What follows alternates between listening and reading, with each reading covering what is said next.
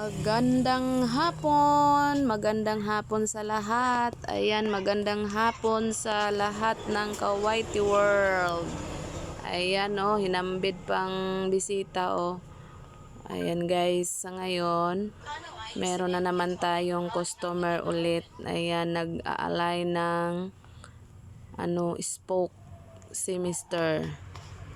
Ayan, ano yan? Badja na motor. Itong pinalitan ng spoke ang kanyang yanta sa atras po. Sana po makatulong po ito kung paano mag-align. Sa tingin ko hindi mahirap mag-align pero tingin ko lang.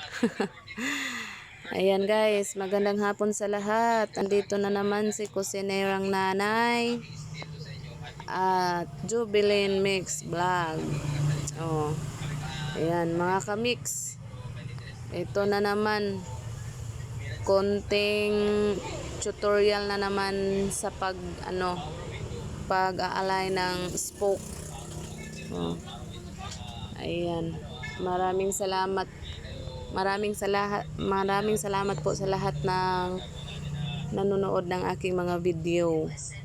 Mga viewers, thank you so much, and subscribers. Ayan oh. Nahirapan si Mr. oh.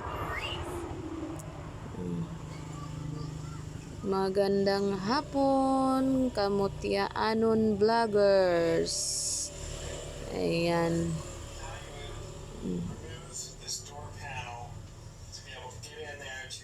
Silip-silip lang muna. Pasilip-silip muna. Ayan. Sa masilhiga?